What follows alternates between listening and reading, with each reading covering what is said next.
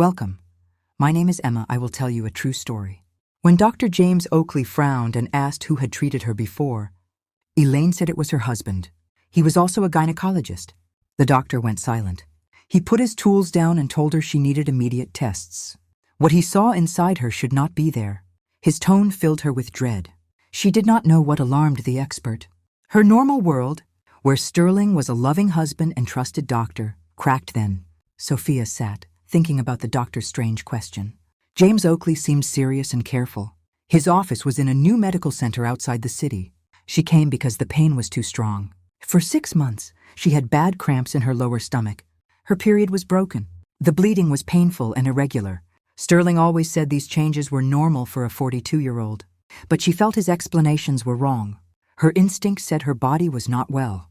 When Sterling visited his sick mother in Atlanta, she secretly saw another doctor. Dr. Oakley studied her ultrasound, sometimes shaking his head. His face was neutral, but his jaw was tight. He moved the sensor to get a better picture. Then he put it down and looked at her. His eyes made her clench her fists. It was not professional interest. It was shock. "Your husband treated you for 5 years?" he asked, cleaning his hands. "What medicine did he give you?" Sophia recalled hormones, pain pills, and anti-inflammatory suppositories. Sterling always said he knew her body best. Dr. Oakley pointed to a dark spot on the screen. "See this growth?" he said, his voice tense. "It is a foreign object. It has been there a long time. It looks like an old IUD stuck in the tissue." Sophia felt dizzy. "An IUD?" she repeated. "I never had one." "I would know." The doctor checked her medical file. "There is no record of an IUD here," he said. "But these things do not appear alone. Someone put it in and not recently." Elaine tried to remember, but she could not. She always feared IUDs and saw them as dangerous. Sterling knew and never suggested them. "I need more tests," Dr. Oakley said, standing up. "We need to check for inflammation and tumors. The ultrasound worries me. The tissue around the object is changed. There are signs of long-term swelling." He left her alone with scary thoughts. Sophia tried to stay calm. Maybe the doctor was mistaken. Maybe it was not an IUD. Soon a nurse came to take blood. She was quiet, but Elaine saw her look at the doctor. They shared a worried, silent talk. "Doctor, the inflammation signs are very high," the nurse said softly. Elaine heard this and felt afraid. Something was very wrong with her body. Dr. Oakley sat facing her. "Sophia," he said gravely, "I must be totally honest. The object in your uterus is a real danger. It is not just a foreign body.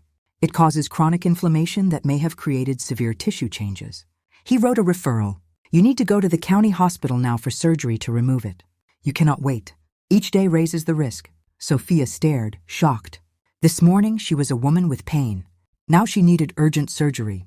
How did this happen? How did she not know? "One more thing," the doctor said, giving her the paper. "Since this object is in you without your knowledge, I advise you to call the police. What happened to you may be a crime." Those words felt like a sentence. Sophia took the paper with shaking hands. A crime. Who committed a crime against her? Who had access to her vulnerable body? A single, terrifying thought was forming in her mind. A thought she did not want, but which explained everything. The person she trusted most may have betrayed her in a monstrous way. Leaving the center, Sophia felt her world falling apart. A world where Sterling was a loving husband and good doctor. A world that seemed solid and safe. Now it was breaking, and she feared what would be left. The operating room at County General was very bright. The surgeon, Dr. Vernon Harmon, began to remove the object from Sophia's uterus. What he saw made him pause. The IUD, darkened with age, was stuck deep in the tissue. He had to be very careful. The metal arms were cutting into her uterine wall, leaving dead and swollen tissue. "My God," he whispered, looking at the removed object. "This is a Seraph IUD. They were banned 10 years ago for causing cancer." The nurse gave him a clean container. He put the IUD inside. Even under the biological crust, its distinct shape was clear. A device once called a revolutionary contraceptive. Dr. Harmon finished the surgery, cleaning the damaged tissue and stopping the blood loss. The inflammation had spread far. Some tissue looked suspicious. He took samples for a pathology report, knowing the news could be bad. 8 years with a cancer-causing device inside must have consequences. After surgery, the doctor took her to recovery. Sophia woke up from the anesthesia. Her head cleared. The first thing she saw was Dr. Harmon's worried face. "The surgery went well," he said gently, but his tone was serious. "We removed the object, But our findings are very concerning. He showed her the clear container with the black IUD. This device has a serial number, N3847. We will check this number to learn its origin. Sophia looked at the metal piece that poisoned her for 8 years. She could not believe it. The IUD looked evil. Its surface was dark, and its sharp edges had clearly hurt her. How did this get inside her without her knowing? How did she not feel it? Dr. Harmon said old devices were often put in without good pain control. Patients might forget, especially during another surgery with anesthesia. But the main worry was not the IUD itself, but what its long presence did to her body. The Sarif IUD was removed from sale because it could cause cancer. A woman in a formal suit entered and introduced herself as Detective Nia Blount. She took out a recorder and notebook, sitting in a chair by the bed. Her arrival meant the situation was now a possible crime. "Alan Thames," the detective started, "I need to ask how this device got inside you. Did your husband see your medical records? When were you last asleep for surgery?" These questions hit her hard, each one leading to a terrible truth. Elaine tried to focus, remembering her past medical care. She was only under anesthesia once, 8 years ago for her appendix. Then, Sterling insisted the surgery be at his private practice, not the city hospital. "Why use other doctors?" he had asked. "I will manage everything myself. I will be there the whole time." The detective wrote down every word, sometimes asking for details. "Who else was in the room? How long did the surgery take? How was your recovery?" Elaine answered automatically, but with each question, an awful suspicion grew in her. Sterling had controlled everything. He was there from beginning to end. Detective Blount explained that placing an IUD without permission is a serious crime, especially since this device was known to be dangerous. The maximum punishment could be 10 years in prison. The next day, the hospital phone rang. It was the medical records lab. The voice sounded formal, but the information was shocking. IUD serial number N3847 was listed as destroyed on March 15th, 8 years ago, at the very women's health practice run by Sterling Thames. Detective Blount, who was there, immediately called her team to get the disposal records. Elaine lay in bed, feeling her last hope that this was a mistake disappear. The facts built a horrifying picture of betrayal by the man she trusted with her life. Dr. Harmon returned with the urgent pathology report, and his face was serious. Tissue samples showed abnormal cells signaling a precancerous state. Stage 3 dysplasia needed immediate extra treatment and lifelong cancer checks. "This is a direct result of long-term contact with the cancer-causing device," the surgeon explained. "If the IUD had stayed in you another year or two, we would be facing advanced cancer. You were very lucky you saw Dr. Oakley exactly when you did." His words sounded like a death sentence for her health and her marriage. Elaine asked for her phone to call Sterling and tell him, but when she called his number, an unknown woman answered. "Hello, who is this?" a woman's voice asked, sounding slightly annoyed. "Sterling is busy right now. He is helping a sick patient." Sophia silently hung up. Understanding her husband's lies went much further than she thought. Detective Blount got copies of documents from Sterling's practice. The medical device disposal log showed IUD N3847 was listed as faulty and to be destroyed. The signature next to the entry belonged to the practice manager. But instead of being destroyed, the device was used to secretly sterilize his own wife. Detective Blount told Sophia they now had enough proof to start a criminal case. Witness statements, medical records, expert analysis results all pointed to Sterling Temp's deliberate actions. All that was left was to get his confession or find more clues about his motive. Sophia lay in the hospital room looking at the ceiling, trying to understand the size of the betrayal. The man she lived with for 15 years, who she trusted with her body and soul, was capable of monstrous cruelty. He was not just lying. He was systematically ruining her health, taking away her chance to have children, and putting her at risk of cancer. But the most terrifying realization was that all this time, Sterling had acted like a loving husband and doctor. He comforted her when she was in pain, prescribed treatments that could not help, knowing the real cause of her suffering. Every kind word, every explanation about age-related changes was a cynical lie. Now she had to fight for her health and find the courage to face the man who was the center of her world for so long. Ahead were the courts, the investigation, and the need to prove what even she found hard to believe. But most of all, she had to find the answer to the question that hurt the most. Why did Sterling do this? What made him commit such a crime against his loving wife?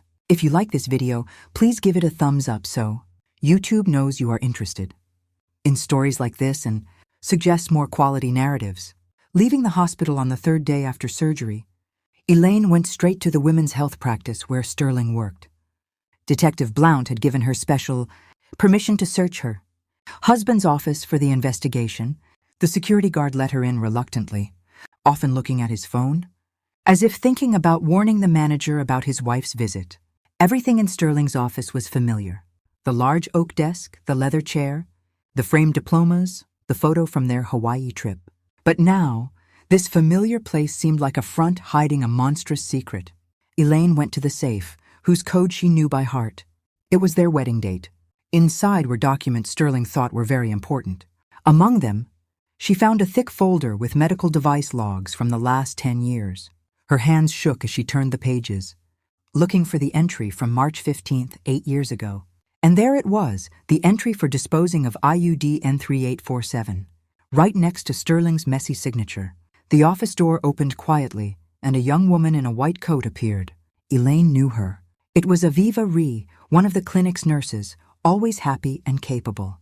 But now Mia's face showed confusion and fear seeing the manager's wife with the documents. "Ella Thames," Mia said hesitantly. "What are you doing here? Dr. Thames said you were in the hospital after surgery." The nurse held something she tried to hide behind her back. But Sophia saw the unique box of a pregnancy test. "I have been discharged already," Sophia replied. Watching the young woman's face closely, Ova looked upset. Her cheeks were red and her eyes moved nervously. "What is that in your hand?" Sophia asked, though she already knew the answer. The nurse became more flustered and held the test to her chest. "It is personal," Mia whispered, but her voice was not convincing. Sophia saw a gold ring with a small diamond on the ring finger of her right hand. The ring was very similar to her own wedding ring from Sterling 15 years ago. "That is a beautiful ring," Elaine said, pointing to the nurse's hand. "Where did you get something like that?" Mia quickly hid her hand behind her back, but it was too late. "It was a gift from my love," she said quietly, and a defensive tone entered her voice, as if protecting something precious. Elaine felt everything inside her tighten with the feeling of a new discovery. Did Sterling's betrayal go even further than she thought? Did he have a lover, besides the secret sterilization, to whom he gave the exact same rings as his wife? Olivera tried to leave the office, but in the hall, an older woman with a clearly rounded stomach called to her. Elaine knew her as Evelyn, a long-term patient at the clinic who had been cared for there for years. The woman looked tired but joyful, clearly having a child at an older age. "Mia, thank you so much," the pregnant woman said, hugging the nurse. "Without you, I do not know how we would have handled the home for me and my kids. Dr. Thames is so kind. He helped with the apartment forms. My older children are so happy they will have another little brother or sister." Elaine froze upon hearing this. It meant Sterling had kids with other women, and he was helping them with homes. What other secrets was the man she saw as her husband hiding? Mia saw Sophia had heard the talk, and her face went pale with fright. "Evelyn not here," the nurse whispered, trying to lead the pregnant woman away from the manager's office. But it was too late. Sophia had heard enough to grasp the size of the lie. Sterling had not only taken her own chance to have children, but he was also having them with other women. The patient left. Mia stayed in the hall, not knowing what to do. Sophia walked out of the office with the record book and approached the nurse. "How many children does he have?" she asked, staring into the young woman's eyes. Olivia tried to refuse it, but her look told the truth. "I do not know what you mean," she mumbled, but her voice shook with worry. "Dr. Thames just helps patients. He is a good doctor." Elaine shook her head, seeing the nurse was either fooled herself or part of this complex game. Then the security guard's phone rang. He had been watching them from his post.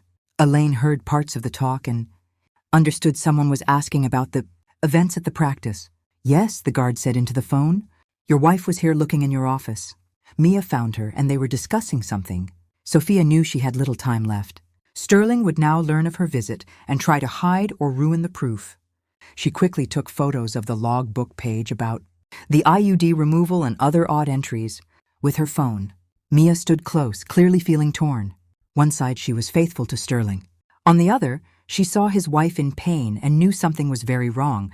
The pregnancy test in her hand was clear. Proof she was more than a nurse to the practice manager. Elaine chose to take a chance. Is it his? She asked, pointing to the test in Aliva's hand. The nurse did not answer, but her quiet was more clear than any words. Tears filled her eyes, and she held the test to her chest, as if protecting her unborn child from a harsh world. He promised me he would leave you, Mia finally said, almost too quiet to hear. He said you were ill, that you could not have children, that your marriage was long over. I did not know that he was the one who made you sick. These words were a confession, proving Elaine's worst fear. How many children do you have together? Sophia asked, feeling her world turn with terror. Aliva looked at her, her eyes full of tears and guilt. 2, she whispered. Macy, she is 5. And Isaac, he is 3.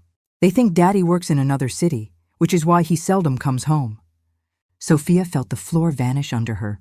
It turned out that while she was in pain from the embedded IUD, Sterling was building another family with a young nurse. He was raising the children he had taken from her. He acted as a loving father to some, and a cold husband to another, the guard finished his call and walked towards them, clearly having orders from Sterling. Sophia Thames, he said with false politeness. I must ask you to leave the building. The manager said you have no right to be here without him. Sophia knew her time was over. She quickly left the practice, taking the document photos and the awful truth of her husband's double life. In the car, she called Detective Blount and told her what she had found. Now, they had not only proof of a crime against her health, but also a reason for Sterling's actions. Detective Blount listened closely and promised to question Oliver Ree as a witness at once. She also would get a warrant to search Sterling's home and office to take all papers that might explain his criminal acts. Elaine drove home, knowing her life was completely broken. The man she trusted most in the world was capable of horrible betrayal. He had not only taken her health and the chance for motherhood, but had also lied to her for years, making a family with another woman. Now she had to find the strength for a final meeting with the man who had been the center of her world for so long. Ahead were the courts, the truth coming out, the need to prove what seemed impossible. But most of all, she needed to learn to live again, free from dreams about the love and faithfulness of the man who had betrayed her in the worst way. If you like this story, subscribe to the channel so you do not miss new videos. The house met Elaine with its usual quiet, but now that quiet felt evil, full of hidden secrets and lies. She entered Sterling's home office, where his personal computer was, a machine she had never used before. She guessed the password on the 3rd try. It was his mother's birthday, the person he saw as most important in his life. The screen was tidy. Folders held medical papers, science articles, photos from meetings, but one folder with a strange name was different. Forever Now, which instantly got her notice. Sophia opened it and her heart stopped at what she saw. Inside the folder were hundreds of photos of Aliva in private poses, pictures of their trips together, romantic meals, and days out with small children. In one photo, Sterling held a girl of about 5 who looked just like him. Next to her stood a younger boy, also with his features. These were the Macy and Isaac that Mia had named, but the most frightening find was the messages spanning over 5 years. Sophia opened the message file and began to read, feeling her inside twist in horror with each line. The messages started with normal work questions, but slowly became personal talks and plans for the future. In one message from 3 years ago, Sterling wrote to Aliva about his plans. Do not worry, my love. I fixed the problem with Elaine for good. I gave her a small present during her appendix surgery. She will not be having kids now, and we can be together with no more questions about heirs. Sophia read the message many times, not believing her eyes. It meant Sterling had calmly planned her sterilization, talking about it with his lover like a normal job. He had not just acted on a sudden idea during the operation. He had planned this crime ahead of time. The messages got even more cold. Sterling told Oliver how he comforted his wife when she was in pain, how he gave her useless treatment, knowing the real reason for her suffering. He even made jokes about it, calling himself a great doctor who had fixed 2 problems at once, removing the need to have children with his wife and getting the chance to begin a new family. In another folder, Elaine found scanned bank papers that completely broke her picture of her husband. Monthly payments to Aliva Ree for $5,000, called child support for Macy and Isaac. It turned out Sterling was officially supporting 2 children with his mistress while telling his wife their money could not allow for their own kids. There were also papers for buying an apartment in Mia's name, insurance for the children, and plans for their schooling. Sterling had built a full other family into which he put not only money but also feeling. In the messages, he called Macy his princess and Isaac his heir. Meanwhile, he saw his wife as a weight to be removed. In the easiest way, it was especially painful to read the messages from the last few months where Sterling discussed divorce plans with Aliva. He wrote that he would wait until Elaine got cancer from the embedded IUD. Then he could leave her, using the excuse of not handling the mental stress of his wife's sickness. Public view would be for him and the money would stay his. Elaine saved all the found files to a flash drive, knowing these were the key proofs of her husband's crime. But emotionally, she was completely broken, seeing the full measure of the betrayal. The man she had lived with for 15 years had not just tricked her. He had carefully ruined her life, planning every step of that ruin. The phone rang. Detective Blount's name lit up the screen. Alan Thames, the known voice, said, "I have news for you, and it is bad. We got the results of the extra tissue tests taken during your surgery. You have precancerous changes of the worst kind. This is a direct result of the long-term presence of the cancer-causing IUD in your body." Elaine heard the detective's explanation, feeling numb with fear. It meant Sterling had not just taken her ability to have children. He had basically given her a painful death from cancer. If she had not seen Dr. Oakley, she would have had late-stage cancer in a year or two, with very little hope of living. Detective Blount went on to explain the legal parts of the case. Sterling now faced charges not just for causing serious harm, but also attempted murder.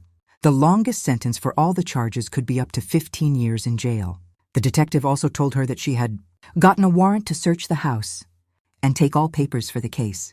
Sophia told her about the found letters and bank papers that showed the reason for the crime. Detective Blount listened closely and asked her not to touch the computer until his team came, so she would not harm the safety of the digital proof. The search was set for the next day, but the detective warned that Sterling might try to come home and ruin the proof. Just as Elaine ended her talk with Detective Blount, she heard the front door open in the hall. Her heart froze with terror. She had not thought Sterling would be back so soon. "Honey," his voice called from the hall. "I am home early. I have a surprise for you." His tone sounded normal, loving, and kind. But now that love felt like a disgusting mask, Sophia quickly shut all the files on the computer. But let the screen with the letters stay open. Let him see that his secret was found out. Let him know that the game was finished. She took the jar with the removed IUD from her bag, which Dr. Harmon had given her as solid proof. Sterling's steps came near the office, and Elaine got ready for the toughest talk of her life. She was going to look into the eyes of the man who had carefully been killing her for 8 years, while acting the part of a loving husband and a kind doctor. She had to find the power to fight his lies and tricks. The office door opened and Sterling stood in the doorway, with a bunch of red roses in his hands. He looked calm and glad, clearly expecting a meeting with his wife after a week away. But his look quickly changed when he saw Elaine at his computer with the letters open on the screen. "Elaine," he said weakly, "what are you doing here? Why are you looking through my computer?" His voice shook, and his eyes moved between the screen and his wife's face, trying to see the size of the problem. The roses fell from his hands and spread on the floor, symbolically ending their family idyll. Elaine quietly turned the screen toward him so he could see his own words about giving her a small gift. During the surgery, Sterling turned white, seeing his worst secrets were revealed. Fear shone in his eyes, then rage, then fear again. He knew his job, good name, and freedom were at great risk. "It is not what you believe," he started, trying to find a reason for the unreasonable. "I can explain it all. It was a medical need. You do not know all the facts." But his voice sounded weak even to himself. His words were mixed up and his hands shook with stress. Elaine got up from the desk and walked toward him, holding the jar with the dark IUD. "Here is your small gift," she said softly, but her voice was firm. "For 8 years you poisoned me from inside with this trash, took my ability to have children, brought me to a precancerous state, and all this time you acted the part of a loving husband." Sterling tried to grab the jar from her hands, but Sophia moved back. His mask finally fell, and she saw the real face of the man she had lived with for half her life. It was the face of a hunter caught, ready to do anything to save himself, a man for whom she had never been anything but a block to happiness with another woman. Sterling stood in the office doorway. His face quickly changed look from shock to understanding, from fear to sadness. The roses lay on the floor, their red petals spread on the rug, making a dark picture of a broken idol. He saw his letters with Aliva on the computer screen, knew that his worst secrets were found, but still tried to find a way to escape the problem. "Ella, what are you doing here?" he repeated, moving a step into the room. "Why are you searching through my private files? This is a breach of privacy. You have no right." His voice trembled with stress and his hands made fists. He was still trying to act the part of the hurt husband whose privacy had been broken. Elaine slowly turned to him, holding the jar with the dark IUD in her hands. Her face was white, but her eyes burned with the cold fire of right anger. "Is this your surprise?" she asked quietly, holding up the jar. "For 8 years, you poisoned me from the inside with this trash, took my ability to have children, brought me to a precancerous state." Sterling jumped at her, trying to take the proof from her hands. "Give that to me," he shouted, losing the last bits of his control. "You do not know what you are doing. This could destroy my job, my good name." Sophia moved away from him, holding the jar to her chest. For the first time in all their years of marriage, she saw her husband's real face without masks or acting.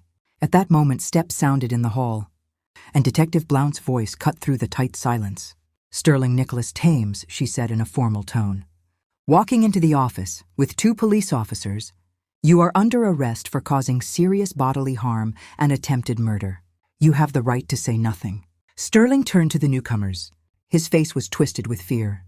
"This is a mistake," he started, trying to keep his pride. "I am a well-known doctor, a practice manager. I have a perfect record. You can't arrest me based on the crazy claims of my mentally sick wife." Detective Blount took out handcuffs. Her face stayed blank. "We have all the proof, including medical exam results, IUD removal records, and witness accounts. Your wife gave us messages where you confessed to the crime." Just then Mia ran inside. Her face was wet with tears, and she held her phone. "Sterling!" she cried. "The clinic guard called me. He said the police are here." "What is happening?" Seeing the handcuffs, she ran to her lover, trying to protect him. "I will tell you everything," Oliver cried, looking at Detective Blount. "It was his plan, not mine. He said his wife could not have babies from birth, that they had not been intimate for years. I did not know that he made her sick himself." Her words came out, destroying Sterling's last chance for escape. Sterling pushed Aliva away and looked at Sophia. A last try to explain himself showed in his eyes. "I did this for us," he said hopelessly. "You said you were not ready for kids, that you wanted your career first. I just helped you avoid a pregnancy you did not want." Elaine stared at him with disgust, unable to believe he was still blaming her. "I wanted to wait 1 year, not be unable to have kids forever," she said coldly. "You took my right to choose, gave me pain and sickness, all for her, for your kids with your mistress." Detective Blount handcuffed Sterling, ignoring his complaints and struggles. "Oliver Ree," she said to the crying woman, "you must come with us to give your statement. You are a key witness." The nurse nodded, knowing her life was also changed completely. Sterling was taken to the door, but he kept looking back at Elaine, trying to find a sign of their old love. "Elaine," he begged, "we can fix this. I will find the best doctors. We will heal you. Do not break our family over one error." His words sounded weak and false, even to him. Elaine watched quietly as the man she lived with for 15 years was taken away. She felt nothing but emptiness and relief. That man had died for her when she read his messages with his mistress. What was led away now was just a shell holding a stranger and an enemy. Oliver waited at the door. She looked between Sophia and the leaving Sterling. "I really did not know," she whispered. "He said you were sick from birth. The doctors had said you could not get pregnant. I thought I was helping him find joy with a woman who could give him children." Sophia looked at her with pity, understanding that Mia was also a victim of Sterling's lies. "How old are you?" she asked softly. 26, the nurse replied. Sophia shook her head, realizing Sterling had tricked a very young woman when she was just 20. "He used you too," Sophia said. "He promised to leave me, to marry you. But really, he just wanted a young mistress and children. If not for all this, he never would have left me because I gave him stability and respect." Mia cried harder, knowing Elaine's words were true. "What will happen to my children now?" she sobbed. How do I tell them their father is a criminal? How will I care for them without his help? Sophia felt sorry for her, despite everything. Detective Blount returned for Mia, waiting for her to finish with Sophia. We really must go, the detective said kindly. The faster we process the statements, the faster you can return to your kids. Mia nodded and went to the door, but turned back. Forgive me, she told Sophia. I know my sorry cannot change anything, but I never wanted to hurt you. Sophia nodded silently, unable to speak. Forgiveness would come later, when the hurt faded. When she could think of this story without shaking, the house was empty, and Elaine was alone among the fallen roses and pieces of her old life. She picked up some petals, remembering how she loved such surprises from her husband. Now those flowers felt like a joke. Sterling's last try to keep the fake image of a normal life. She went to the bedroom and started packing his things, knowing she did not want any reminders of him in the house. Every picture, every book, every piece of clothing was full of lies. She had to start again, cleaning her space of the past. The phone rang. Dr. Oakley showed on the screen. Sophia, he said warmly. I heard what happened. How are you? Do you need any medical help? His care was real, with no hidden reasons. Thank you, she replied, feeling warmth from his kindness. Physically, I am fine. Emotionally, I think that will take time. Dr. Oakley offered her mental support and regular health checks after the IUD was removed. Hanging up? Elaine went to the balcony and looked at the city below. Somewhere in a jail sat the man who had been slowly poisoning her for 8 years. Tomorrow the trial would start with questions, expert reports, and public talk about the private parts of her life. But she was ready for it, to get justice and to warn other women. I suggest listening to these 2 stories you see on the screen. I am sure you will like them, and in the comments for this video, you will find a link to a group of the best stories from the internet. Thank you for watching. The county courthouse was full of reporters, Sterling's medical co-workers, and curious people drawn to the famous case of a doctor who hurt his own wife. Sophia sat in the front, trying to ignore the whispers and stares. In the months since the investigation, she had learned to block out the public, focusing on her goal, getting justice. Sterling in the defendant's box looked tired and old. His once neat look was replaced by a sick color and nervous habits. His lawyer whispered to him, but Sterling stared at nothing, as if he still could not believe this. His reputation was destroyed, his career was over, and he faced many years in prison. Judge Ava Jenkins, a middle-aged woman with a strict face, started the session and let the state prosecutor speak. The prosecutor carefully explained the case details.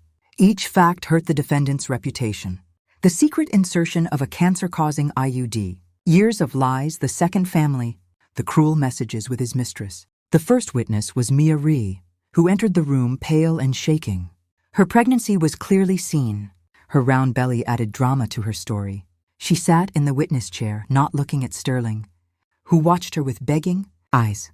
Please tell the court about your relationship with the defendant, the prosecutor asked. Mia spoke softly, but her words were clear in the quiet room. He told me his wife could not have babies from birth. The doctors said she could not get pregnant due to genetic problems. I believed him. I thought I was helping a good man find happiness.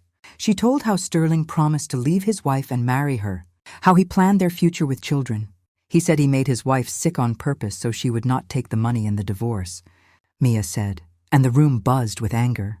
He said it was better for everyone that she would not suffer through a divorce. Sterling's lawyer tried to damage Mia's story, hinting she had a reason to lie. But the young woman firmly answered all questions, giving exact dates and quoting messages. Her honesty was clear to all the jurors. The next witness was Dr. Oakley, who spoke of his doubts from Sophia's first exam. The experienced doctor had noticed the patient's symptoms did not match her husband's diagnosis. The swelling was too focused and the pain too specific for normal changes with age. Surgeon Dr. Harmon showed the removed IUD to the court, explaining why devices like it were banned. The cancer-causing metal was proven by many studies. This was why all such products had to be thrown away. Putting in such an IUD was like slow poisoning. A computer expert read the results from Sterling's computer, confirming the messages with Mia were real. The digital proof left no doubt the messages were true. Especially strong were Sterling's own words about how he solved the wife problem during her surgery. The medical expert gave the conclusion on the victim's health. The defendant's actions caused Sophia's permanent inability to have children and a pre-cancer condition. Without help, it would have become stage 2 cancer. 8 years with a cancer-causing device caused permanent harm to her reproductive system. When Sophia was asked to speak, she stood and walked to the stand. The room went quiet. Everyone waited for her words. She was silent a long time, gathering her thoughts. Then she started to speak in a calm, even voice. I trusted this man with my health, my life, my love. For 15 years, I thought he was the closest person to me. Her voice did not shake, but every word held pain and letdown. He used my love and trust. He used his professional knowledge as a weapon against me. For 8 years, I was in pain, not knowing the cause. And he comforted me, knowing he was the reason for my suffering. Sophia told the court how she had wanted to be a mother, how she dreamed of children, how she blamed herself for not having them. Now I know I will never be a mother, she said. And for the first time, her voice broke. He took that right from me. He decided for me, treated my body as his property. She spoke about the years of deception, her husband's double life, and the children he was raising with another woman, while his wife suffered from his crime. The worst thing is not the physical pain, but knowing the person you trust most can be so cruel. When Sophia finished, the room was completely silent. Many women in the audience were crying, picturing themselves in her place. Even some jurors showed emotion, hearing the story of years of pain and betrayal. Sterling's lawyer tried to say his client's actions were a medical error from stress and work burnout, but his argument sounded weak against the clear proof of planning. The messages with his mistress left no doubt that his wife's sterilization was carefully planned. Sterling himself would not speak, only admitting the basic facts. He sat with his head down, not looking at his former wife. His silence said more than any excuse. The judge left to decide, which took several hours. When the session started again, Judge Jenkins read the verdict in a formal tone.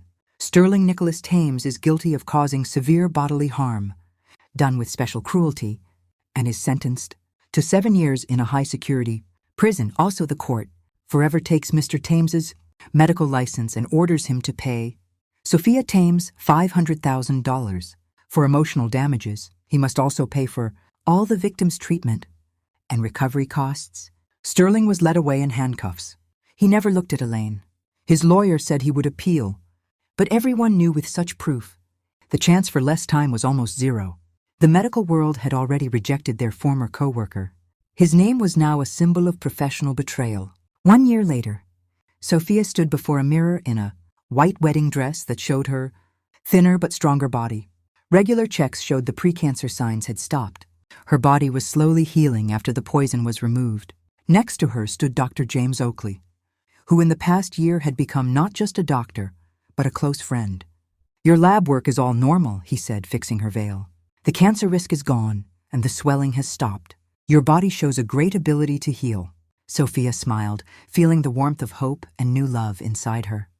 A small girl of about 5 appeared in the doorway in a white dress, holding a basket of rose petals. "Mommy, you look so pretty," said Aliyah, whom Sophia had adopted 6 months before. The girl had lost her parents in a car crash and had lived in an orphanage a long time, until fate brought her to a woman who also knew loss and pain. Sophia bent down and hugged her daughter, feeling her heart fill with love for this little person.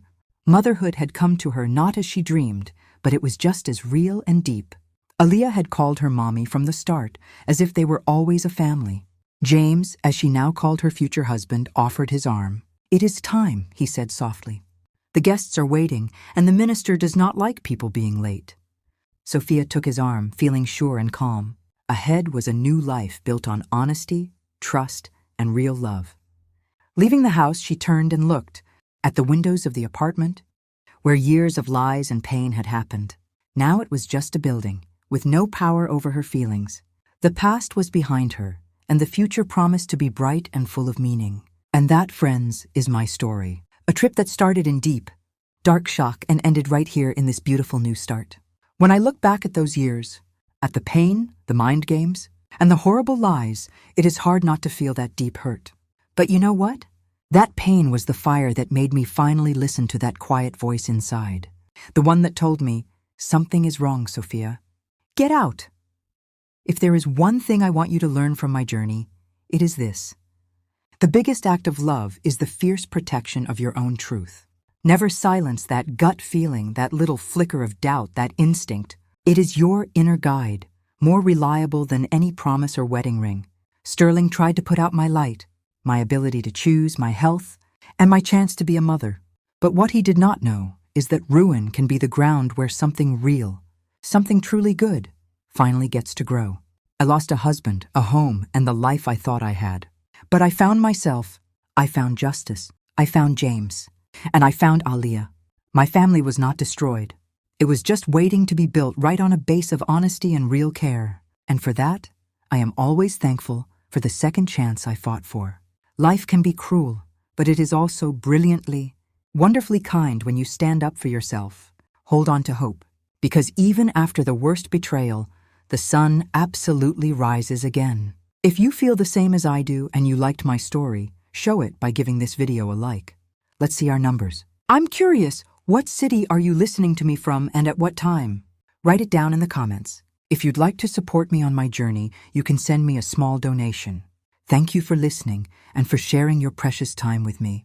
For more life stories like this, check out the other videos on my channel and subscribe. There are 2 new life stories on the screen that I'm sure will interest you. Click one to start listening right away. With love.